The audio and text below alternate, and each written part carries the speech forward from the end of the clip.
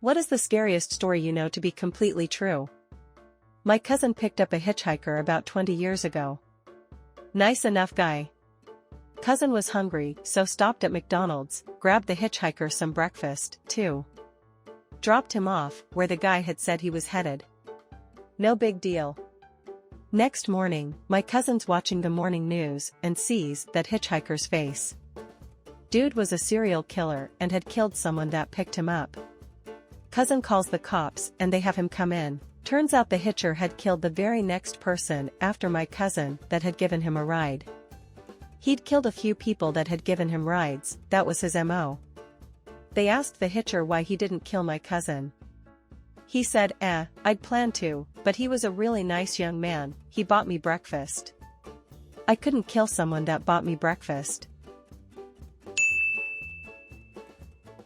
When I was a kid, there was a peeping Tom in the neighborhood.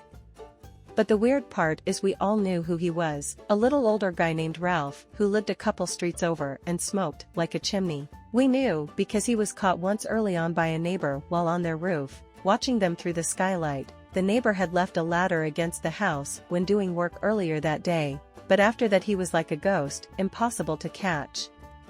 People would find footprints and cigarette butts outside windows, smell cigarette smoke, and occasionally see the red cherry on the cigarette glow in the woods.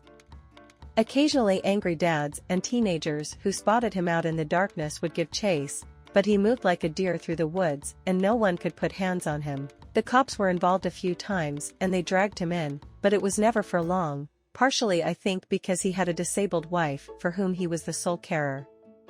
He was sorta a neighborhood boogeyman, though thankfully seemed mostly harmless if terribly creepy. Many years later, there were rash of break-ins around the neighborhood.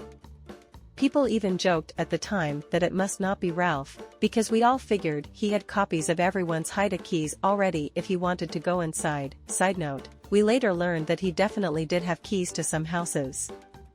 Anyway, everyone's guard was up. One night, one of the neighbors heard a commotion outside, and ran outside to find a stranger laid out in his driveway, beat to shit. They called 911 and when the police arrived, they were able to identify the guy as someone who had previous arrests for B&E and found items from the previous break-ins in his vehicle nearby and later at his apartment. As for how he ended up taking a bloody nap in the driveway, he said he was jumped from behind in the dark and never got a good look at the guy. All he remembered for certain was that the guy stunk of cigarette smoke. Worked with kids in foster care. A 17-year-old girl says she's got a secret to tell her CASA. Now we got a rape SWAT team for this shit, cause 17-year-old girls in foster system, 9/10 it is rape.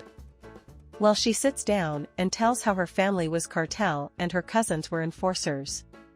One day when she was like 8, her cousins pick her up and take her out to the desert where they have a 5-year-old boy. They make her choke him to death. I guess he was the kid of a family that owed them money, usually for getting smuggled over. Needless to say, we didn't have a game plan for that shit. The police basically said no body no crime since we had no actual details to identify on and the cousins she could name were dead, not in the country, or already in prison. Poor kid confessed she was forced to murder a child with her bare hands, and the result was nothing. No justice for her, for the kid, for the family.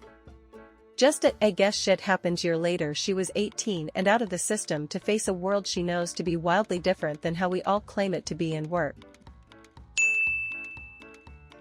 This one is personal. My family and I are staying in a rental house for a few months because my dad was shit with money. This particular house was owned by a fairly wealthy friend of his who was going through a divorce because his wife had developed a long and nasty drug problem.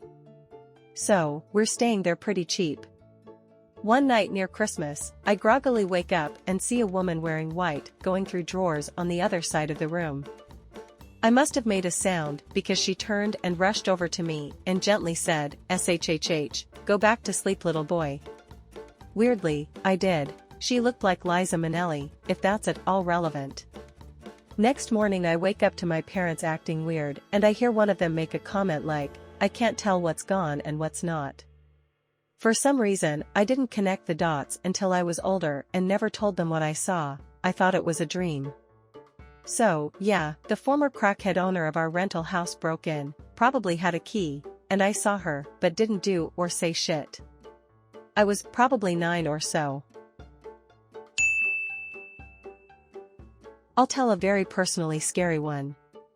Good friend of mine from high school was driving his perfectly normal family in their perfectly normal minivan on the highway. They were on vacation, headed to Disney World. A pickup coming the other way crossed the center line and hit them head-on. He and his 2 sons were killed instantly. His wife and daughter, the youngest child, were critically injured but survived. He was literally one of the 2 or 3 genuinely kindest people I ever met. Got up that morning all set for a fun family adventure. Cruising along the highway, and then lights out. In an instant, and his wife/daughter left behind to go it alone. Bad things happen, to good people. To anyone. And you don't see them coming. As a parent, that's scary. My family literally had a party to die for. We hosted a super late Christmas party in March. We invited a few neighbors over, including an older couple. Beyond a few weird comments from the old husband like "I'm so glad I could have one last good meal," we all had a good time. Everyone kept telling us how great the party and food was. Eventually, the old couple go home a bit earlier than the rest of the guests, and we don't think anything of it. About an hour later, as another guest was about to leave, they come rushing back into the house yelling about police and medics on our street. Turns out the husband of the old couple simply dropped dead about 30 minutes after they got home. I guess, to be fair, a big talking point at the party was how he was already basically on his last leg thanks to health conditions, and it was only a matter of time, but we didn't think it'd be that soon. My ex-brother-in-law is John Strutz. He's my ex-husband's little brother. He lived with us from 1998 to 2004-ish. He murdered his wife in 2009. They only found her torso. He disposed of the rest of her, but for some reason had her torso in his trash can on the curb when the cops came. John was much, much nicer than his brother. Super dumb. The crazy, convoluted story he told? Absolutely sounds like something my ex would come up with. I can't prove it, but I know in my soul that John probably accidentally killed/grievously injured Kristen during some fight, panicked and called his brother instead of calling 911. And Mike told him what to do and what to say. John's dumber than a sack of hair and didn't wipe his ass without consulting his psycho but smarter brother. Mike is intelligent but bats it insane and evil as fuck. John stuck to the story and will die in prison. His brother changed his name and washed his hands of him. I don't know what really happened that night, but I know that the whole hacksaw dismemberment and wild OJ type story sounds way more like my ex than something John would concoct on his own. I'm only shocked that my ex wasn't the one with a torso in his trash can. I was once doing criminology research in a High Blantyre, a small town in Scotland, just outside of Glasgow. It was a very rough place in those days, and we had to sit in a car all night counting people walking down a dark alley and recording any crimes we saw. Spoiler, we didn't see any crimes. A few months later, after they'd fitted some streetlights, we came back to do it again to see if anything had changed. The car was parked in front of a pub. One night, while we sat there, we failed to notice a bunch of gangsters go into the pub, shoot a guy in the back of his head who was standing at the bar, take him into the back room, chop him into bits, stick him in black bags, and carry him off to be disposed of. Myself and my friend Harry, with our clipboards, recorded no crimes. We weren't alone, though. Not one person drinking in the pub that night said they saw anything either. They found his arm in sewer, and his wife and her boyfriend were arrested for arranging his killing. If that wasn't bonkers enough, I discovered later that they were driving instructors at the company where I had my lessons, which was 100 yards from my house, in the center of Glasgow, 20 miles away from the pub.